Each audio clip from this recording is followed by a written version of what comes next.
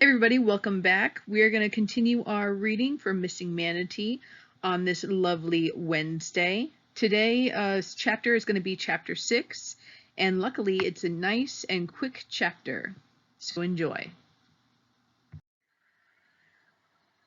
Just a reminder before we get started, please have your detective notebook or a piece of paper out. That way you can jot down some ideas, maybe some questions that you might have, okay? Some things that need to be solved. We're going to be doing this for the rest of the year. It's nice and handy to maybe even mark it off as your Missing Manatee section, okay? So grab that notebook so you're ready to write down some clues. Remember, here are the elements of mystery: detective, victim, suspects, witnesses, alibi, red herring, evidence, crime, and clues. These elements of mystery might not always be a part of each and every chapter, but we will talk about the different chapters that reveal the detective or a victim or witnesses or even our suspect. Hey guys, so before we start chapter 6, we're going to go over chapter 5 with a recap. The first thing that happened in chapter 5 is Skeet could hardly sleep because he was so excited to go fly fishing, like tarpon fishing with Dirty Dan. Okay, and then when he finally fell asleep, he was having a nightmare about the manatee killer. Okay, so this is still lingering in his mind. He's really upset about nothing being done about, this manatee. And then the next part, when they woke up in the morning, Meemaw took Skeet and his mom out for breakfast. There, Skeet's mom kind of discovered, because she didn't know, that Skeet knew that they were arguing and, pretty much there was a separation going on. So one of the problems that Skeet's mom is having is that she doesn't want Skeet to turn out like Mac, because Mac is a fishing guide, and she doesn't want Skeet to have that type of life.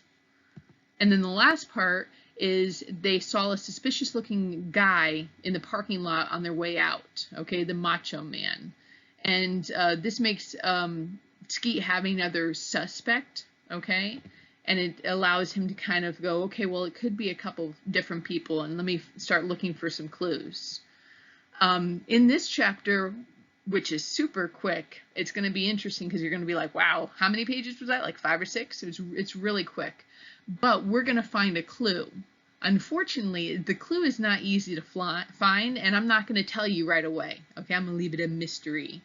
But Skeet, here's the thing, even Skeet doesn't even know that it's a clue yet, okay? Look out for that clue, see if you can figure it out. We will find out what that clue is in a few chapters, but it is kind of cool to have that mysterious clue hidden from everyone. So this chapter, there is a secret clue. Let's see if we can figure it out. Enjoy, guys. All right, so before we start reading, we're going to do a little bit of vocabulary time. And I wanted to go over a couple of fishing terms, which honestly, I'm not the most knowledgeable person about fishing, so bear with me. I'm going to give you the basics, okay? So our friend Skeet is going to go off and start fishing or fly fishing with Dirty Dan. And they're going to be discussing it this chapter, so just so you have an idea of what fly fishing is.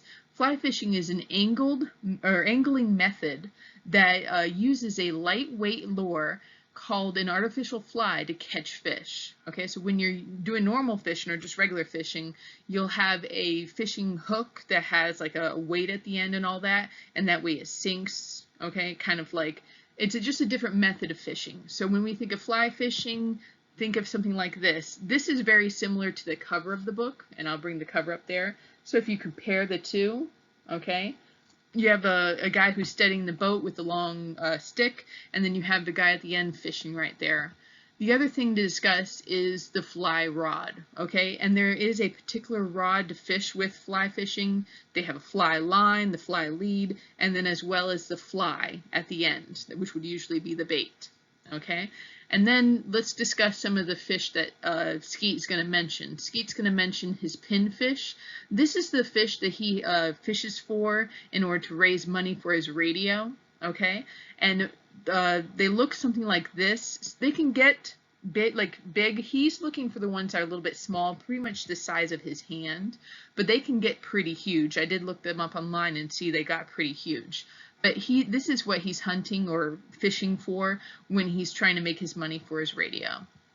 And then he mentions another fish in this chapter called reds. I Googled it. This is pretty much what I came up with. There may be a different type of fish, but redfish, this is that one right there. And then he also mentions a snapper, so reds and snappers. And here's a snapper. These guys vary in size, but they definitely can get pretty huge. I wanted to compare it to show you against a little kid that had caught a snapper, which is pretty cool. Okay, it's pretty, you know, almost the length of his, maybe half the length of his body or a third of the length of his body, but pretty big. And then the last thing I want to do is kind of wrap this up. Miss Garvin has fished before, so here's a little picture of me fishing. But to the life of me, I honestly don't remember what kind of fish it is. It might have been a grouper, okay? But we did catch and release, so we caught the fish and then let it go. But that is the extent of my knowledge of fishing, you know? I was lucky enough to catch it. So, not that much detail on fly fishing, but I think you got the gist of it. It's just a different type of fishing, and it's apparently, from what Skeet has said, it is a little bit more complicated than just a regular fishing rod. Okay? All right, so get ready, have fun, and enjoy Chapter 6. It is actually very short. Little hint before we get started, you're listening for the clue, okay? And there is a clue in this page. It is actually very hard to discover, so if you're not paying attention, we will figure it out later on. But there is a clue that we have found in this chapter, this short chapter. So enjoy the chapter today, guys. Chapter 6. When I pulled into Larry's parking lot on my bike, Blink was throwing a ball for Blinky. This was another activity Blink never seemed to tire of. He always had a tennis ball in his pocket, along with our flipping quarter, and he and Blinky played throw and fetch for hours every day. "Hey, Skeet," Blink called. He was already reaching into his pocket, an expression of eager anticipation on his face. "Want to flip?" "Sure," I answered. I took the quarter from his outstretched hand and we began the game. Blinky stood by with the ball in his mouth, waiting, his crooked tail wagging patiently. We finished and Blink put the quarter away. "I'll save it for another day, Skeet." "That's right, Blink. Save it for another day. Well, I guess I'll go see if Larry needs any bait." "Okay, Skeet. See ya, Skeet." "Bye, Blink." I started to walk away, but Blink called, "You're going fishing with Dirty Dan. Dirty Dan said you're going fishing with him, Skeet." "Yeah," I said, "I'm going to try for a tarpon on a fly rod." "You're a lucky duck, Skeet," he grinned. "I know," I said. "Lucky duck," he repeated. "Lucky duck." "I sure am," I said. "Lucky duck," Blink said again. Yep. Blink saying I was lucky was starting to make me feel bad. Dan took Blink and, of course, Blinky bait fishing for reds and snappers all the time, but Dan never took Blink fly fishing for tarpon, and I suddenly realized he probably never would. Tarpon fishing was too complicated and difficult. Blink could never learn how to do it. Heck, I wasn't sure I'd ever learn. Did Blink wish he was the one going, or was Lucky Duck one of those phrases he latched onto and liked to repeat? It wasn't easy to figure out what was going on in Blink's head. For instance, he was real smart about some things. He could name every baseball player on every team, and he could remember all their stats once he heard them. But about a year ago, Dan put him in the bathtub with the water running and didn't think to tell Blink to turn the water off when the tub got full. When the camper began to flood, Dan ran into the bathroom to find Blink sitting happily in the overflowing tub playing with some plastic ships. I shook my head and went inside the shop to ask Larry if he'd pay me to catch some bait for his tanks. He said he reckoned he could sell some live pinfish if I could get them. He gave me a few pieces of fish scraps, and I headed out in my skiff. After an hour and a half, I'd fill the minnow bucket with a couple dozen pinfish, and I took them back to the marina quick, before any of them died. Larry counted them, dumped them in the bait tank, and gave me $3. That brought my total savings up to $37. The radio antenna I wanted cost $44.95, so I was getting close. It was only a little after 3 o'clock, so I decided to go back out, maybe do a little fishing. The tourist boats tended to stay close to the marina area where the restaurants and bars were, so I headed downriver, hoping to find a group of snappers I'd have to myself. The water was quiet, though, and I didn't see any signs of fish feeding on the surface. I kept going, and soon I was close to the place where I'd found the Manatee. I didn't know why I was doing it really, but I pulled the skiff up to the island to look around. Some gulls took off screeching their disapproval at my invasion of their turf. Nothing else moved except for the river and the clouds and the mangrove leaves waving in the wind. The marks Earl and I had seen in the mud the day before had been washed away by the tide. There was nothing to show that anything at all unusual had happened there. What did I expect to see anyway? The tattooed guy from Fat Boy's parking lot returning to the scene of the crime? I laughed at the idea.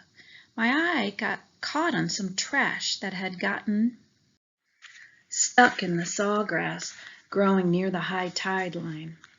All kinds of stuff ended up in the river, and it tended to get bunched up by the movement of the wind and tide. There was an empty gallon milk jug, a Dr. Pepper can, a tennis ball, a motor oil bottle, a kid's bright pink flip-flop, a sandwich bag, and a tangle of fishing line. Junk like that was fairly common sight, and I hadn't paid any attention to it the day before. Now, for some reason, looking at it made me think of what we were doing in art class in school. Mrs. Rathbun had been talking about still life painting. She told us that when we came back from spring break, we were each supposed to bring in a collection of objects. It wasn't really homework, which was why I hadn't mentioned it to Mom. In class, we were going to arrange our objects and draw or paint them. I figured this was an interesting assortment of things, so I maneuvered the boat to where I could grab them and put them in the minnow bucket. A lot of the stuff was plastic. I realized there were plenty of different textures and colors. I was pretty happy with my haul.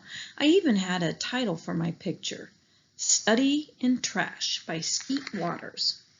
On the way home, I stopped at the sheriff's office to check in with Earl.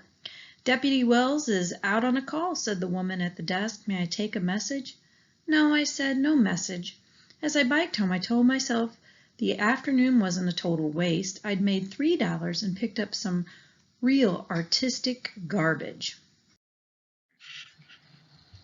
Hey guys, so that was the end of chapter 6, and I know, wow, a quick chapter, and it kind of seems like nothing happened in that chapter, but actually there was a significant clue that Skeet found.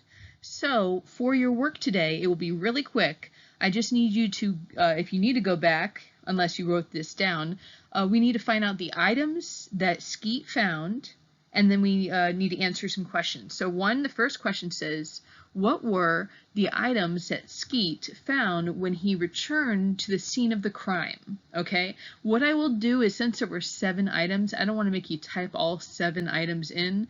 I will give you 4 of those answers. All you have to do is type in 3 more. Okay, so please go back to that page. It is actually on page 62. Go back to page 62, look over it and see what items he found. Then, out of those items, you're going to answer the second question, which is, do you think any of these items could be a clue, and why? Please don't say no or I don't know. There's not like an actual right answer because you don't know. I know that. But take a lucky guess, pick one of those items, tell me why you think it might be significant, and then just leave it at that. It's not going to be a bad grade if you just answer something that completely doesn't make sense. I want you to pick an item and go, that could be a good example because of this. We'll talk more about that later. But these are the 2 questions to answer today, nice and short.